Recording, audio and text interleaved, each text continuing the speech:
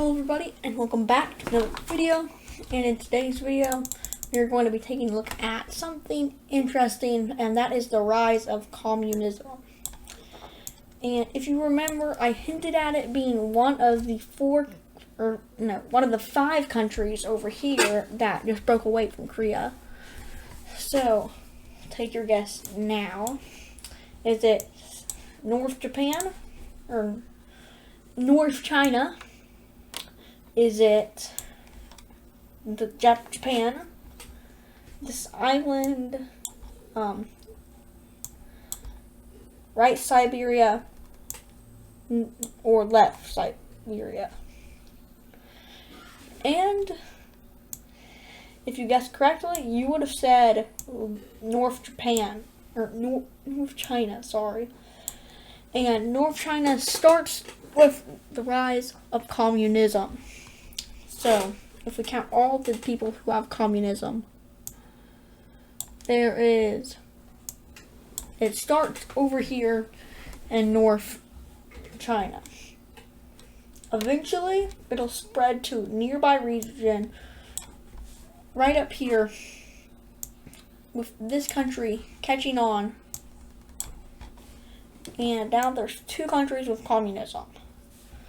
And if you remember, this country is like heavily farmers' rights-based organization, government, and they become communist, as well as this pink team right here.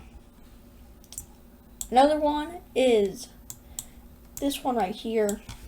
And this one's kind of interesting because way back in the Australian Empire Civil War, they broke free and they were able to obtain a nuclear submarine. And there are very few of these in the world currently. And then next we see this pink country also adopting communism. And then we see one more country, with that being this green country adopting communism. So, not very many countries have adopted it. If only 6 in the entire world. There is Russia, Uzbekistan, Nepal, North China. We're just gonna call this Communist Australia now. And then there's also this African country. And it has not spread to the Americas yet, which is probably a good thing, I would say anyway. And now we see them like kind of opposing the AN. So all the people who were in the AN, if they were communist, they're going to leave. And so North China is going to leave. And that's really, because all the rest didn't, they weren't in it already. But if you remember, they had to, they weren't allowed to be in it.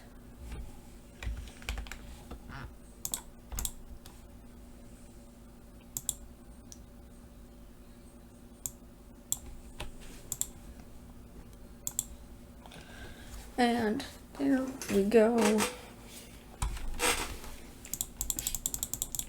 And now we see that communism has spread quite a ways.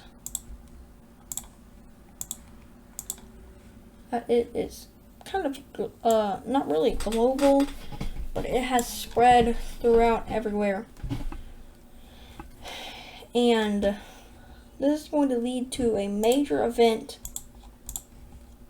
as something big happens. And the biggest country we see adopting communism is Indonesia. And Indonesia has now adopted communism, which is going to make some things happen. And if we go to the alliance map, we see that it'll probably need updating as some stuff has happened. The main thing that happens is this alliance is now gone, and it is converted into a different kind of alliance. It's not like the same one, but it is converted into this new one. And this is the rectangle. So now we have that new alliance, and then we have no alliance in Oceania, so we can move on from there. Then we have this right triangle one. They're gone. The circles, they lose a member over here as they have nothing really connecting them to over here. And then the trapezoids over here, they're going to gain a new member. And they're going to gain, there's not really a shape for this, my shape thing up here.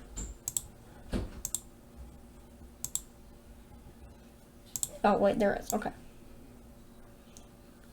And now they join.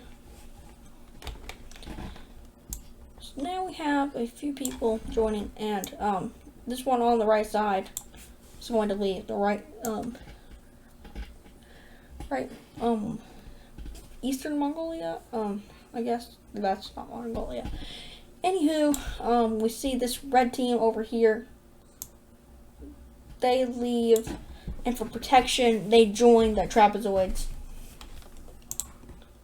And that'll help them.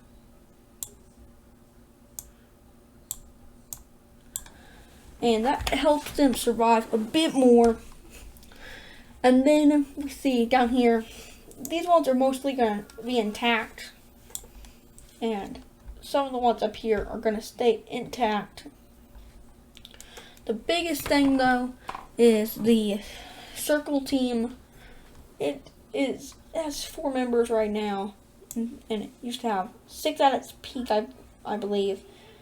And they're mostly going to stay the same. And over here we have 3 countries, Italy, Balkan Union, it's not a union though, and Iberia, and they're all in the alliance, and they're going to keep it that way, but they're going to gain a member, being Britain, and Britain does not like the Circle Alliance, but the rest of these members have nothing against them. They're pretty well valued. And then up here we have this big, what do you call this? Yeah. And then down here we have this other one with Peru,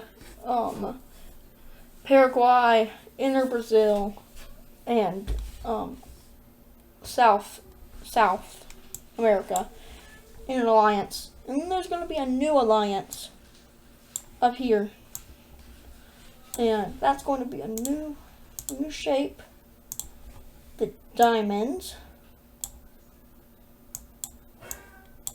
and this is going to be between Canada and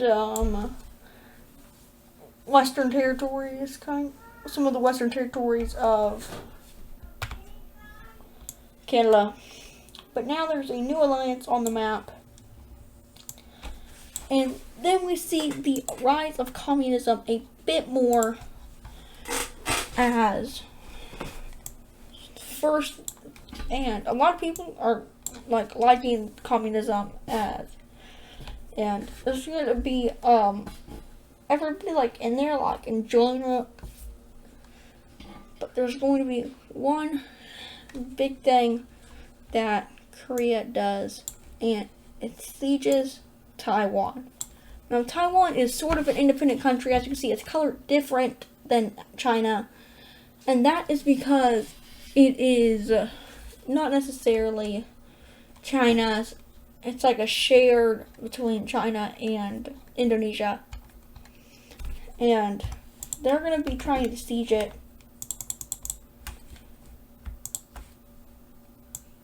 as they march up through the side. And then someone else joins in the war, which is the new Japan, and they've become very strong in recent years. And the island just ended up splitting, and in the peace treaty, most of it goes over to China, but there is a little bit that doesn't. And there's a new province created just for this. Province back on. And boom, Taiwan is split. And recently we've seen Japan grow a bit. This is Japan, anyway. And they had all this land, and then they gained this land, and they gained these islands by purchase, and now they've gained some of Taiwan. And they have land on several islands.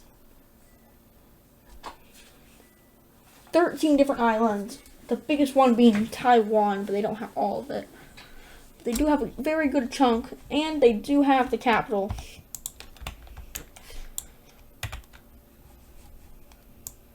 So, that is there. Then we move down to communist Indonesia. And they're going to be attacking this pink team. And they're like the strongest out of the rebellion with Malaysia. But Malaysia is going to come to like the aid of Indonesia as they begin the fight, and Indonesia kind of joins later as one of the major cities is captured, and they go down this panhandle kind of thing. And so they're here, and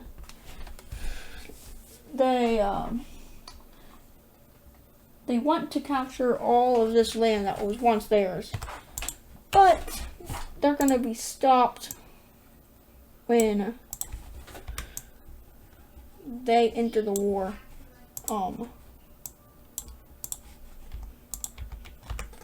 As the capital is already taken, and even though there's help from their allies, it's not enough. As eventually they meet up, and about like this, and then the rest of the alliance declares war on,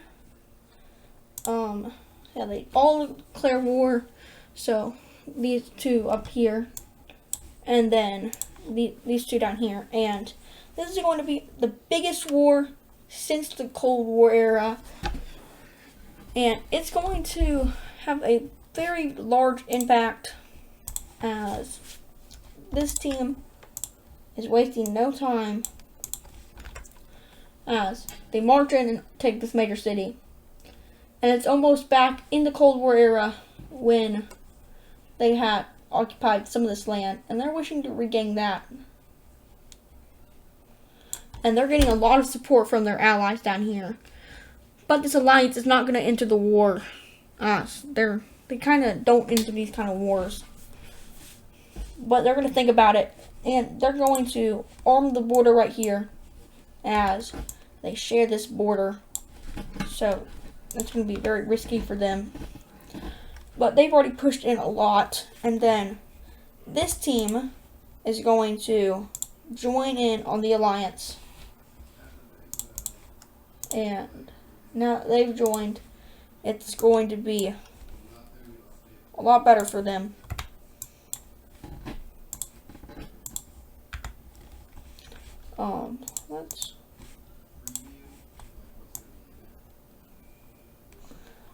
They have joined,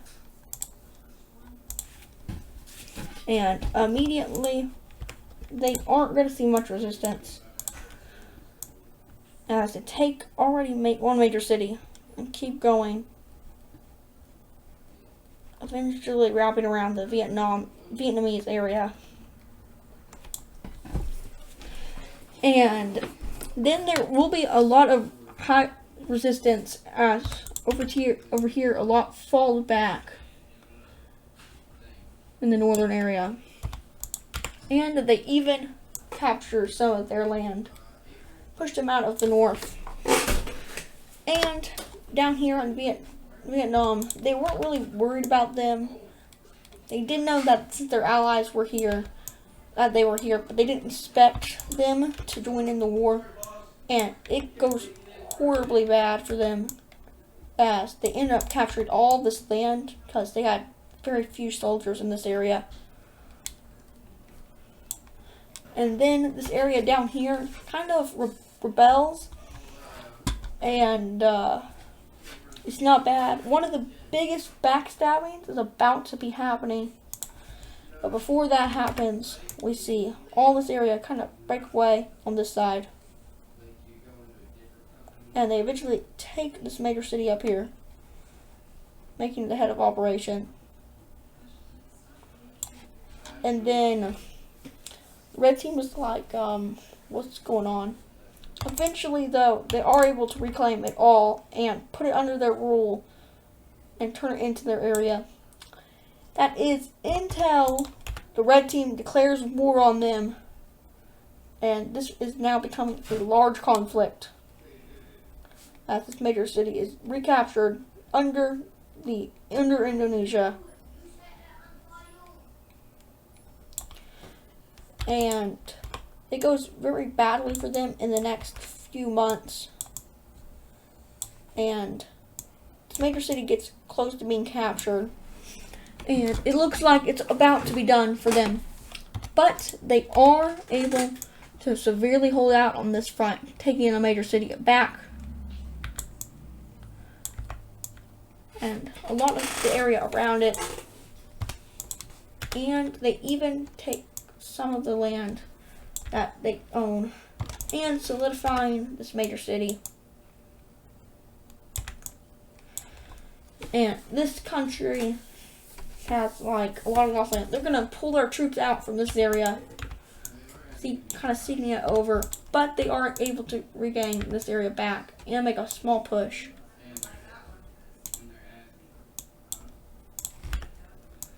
And retake the major city. And connect up this enclave and take this major city, eventually meeting up with the red team at this other major city. And now they've lost almost all their sea control, and it eventually falls over to southern Cambodia. Not really Cambodia, but eventually falls over to this team, and they're pretty much forced to surrender right as the red team takes some of this land right here. And now they're out of coastline, and they're getting supported by heavily supported by their allies, and they're able to take back some areas. One of the most important areas is right down here, and this major city back.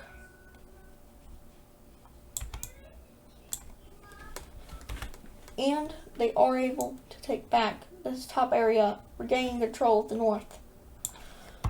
But Vietnam has gained a lot of power in their society, as something has happened, as they have started their way to convert into, they've almost converted all the way into, what's it called, communism.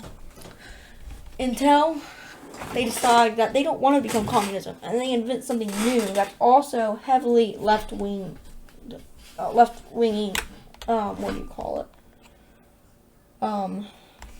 And they become fascist. And now that they're fascist, they are putting a lot of troops out on the lines, as they take a lot of this area over. Then, they're pretty much allies with this red team here now, and they're both going to march up, taking a lot of land. When they're forced to surrender, and we will see the peace treaty. But right before they have surrendered, this area is regained, as a lot of their troops have now moved to the main front line. all the way into this area. And then they're going to be forced to surrender. And let's take a look at that peace treaty. And okay, this is the new peace treaty. And you might have noticed some big things, but let's start off where it isn't that big. First of all, this country got these 3 provinces right here. So got all those. Then there is this new buffer state, which is like all the taken lands from the Malaysian team. The Malaysian team, since this team is like heavily based on the same ideals as Malaysia, they are able to take back some area and are able to get a new major city. This team is still here. It's way smaller though. And then Indonesia got a lot of what they wanted. And now Vietnam has arisen. And they have a lot more land. And now there is something happening right by it as the Philippines start breaking out into rebel societies. And the first one occurs on this island over here. And then they start happening everywhere. There's one down here. And it looks like that. There's a ton of different colors that we can use. And then there's this one. This area. There is this one, and the rest is able to gain control. And eventually, they are going to persuade these two to join back up with them.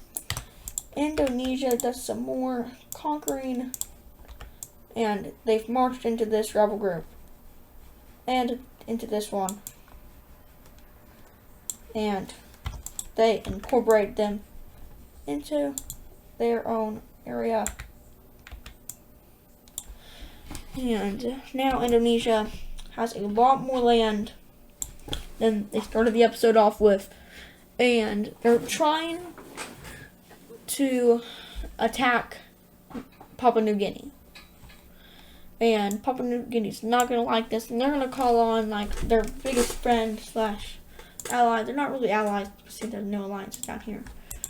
But they are going to make a new alliance. And it is going to be colored, let's see, pentagons. So, they get a pentagon, they get a pentagon. Everybody's happy. And there we go. And they made an alliance too. It's like a counter alliance to Indonesia and communism, as these two are both communism, and that's like a big blockade kind of thing they have there. And the main Australia is just gonna chill out with this. They don't want to get involved with anything. They're in rebuilding status. And then we see another event happening. This time it is over here in this country right here, this Algeria country. As it tries to go over to this country right here, this green one, and it tries to annex them, but they are not happy with this, and they don't allow it, basically. And as that is happening, and they're trying to do all that stuff, up here we see there are 2 alliances. There's the square alliance, and then there is the circle alliance that we see. And there's going to be some conflict breaking out, and these two are getting very heated, and there was like a big argument in this big office, in the office of the capital over here, the old capital of the brown team. as they all have some land in it. And if you see, zoom out, and there are a few countries that have land in this. There is red team, Korea, the cyan team, and then I also believe there is the green team, or no, that's South. Okay, so this green team is Korea. This green team is South Africa. So clearing that up a bit. But they get into a heated argument, these two. And there are a lot of people in France that don't like this. And they're going to try and break away into France, make a new France rebellion. And it's successful in the cyan team.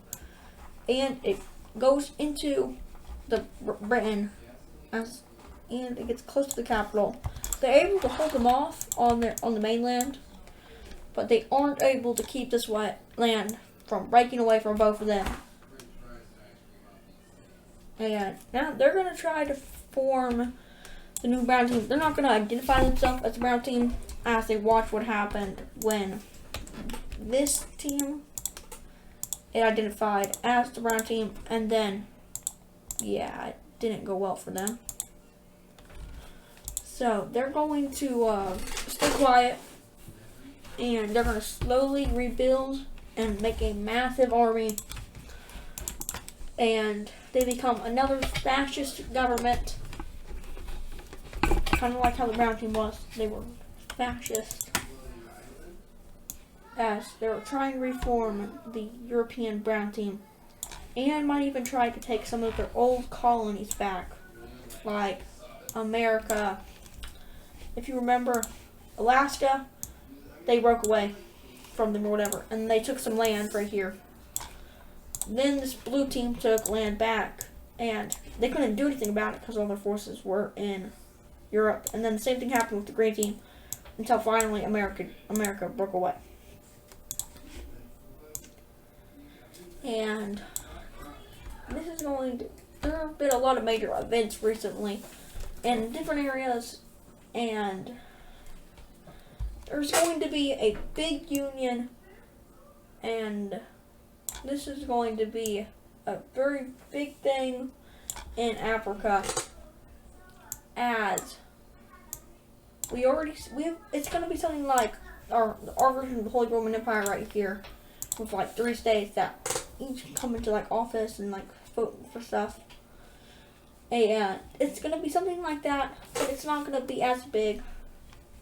And it's going to have 3 countries over here, being these 3. And they're going to unite back into the old cyan team. And this is a very big event. And they're going to keep their old capital, which has very big significance in the world. And this is going to make a lot of people very concerned for this team's return. And the government's going to function like how the cyan team did back in 500 years ago or whatever. It's going to be like a more modernized version of them, but it's still going to function with the same aesthetics.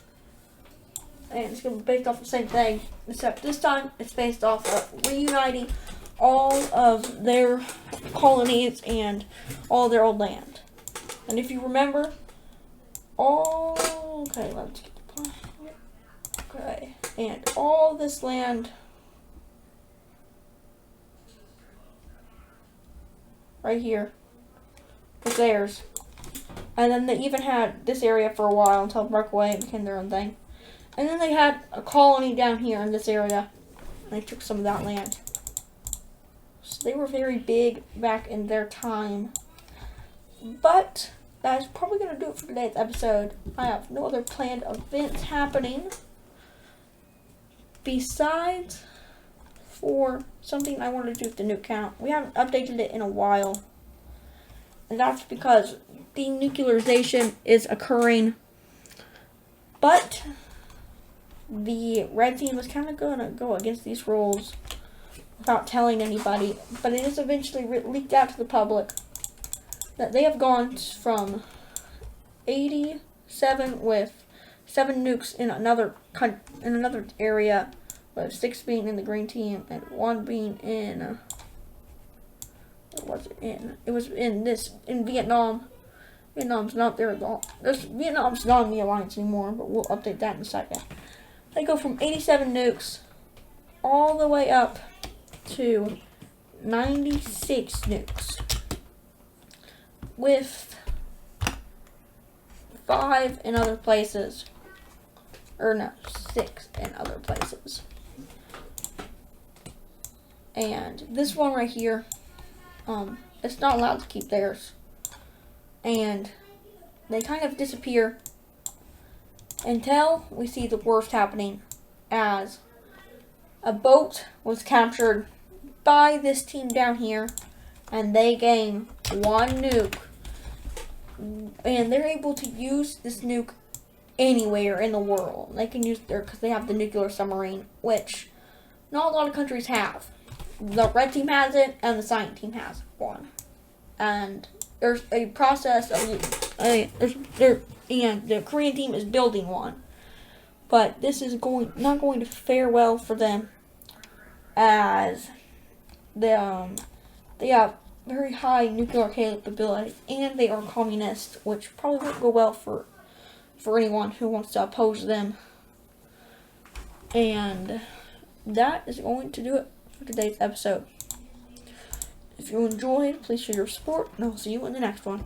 Bye.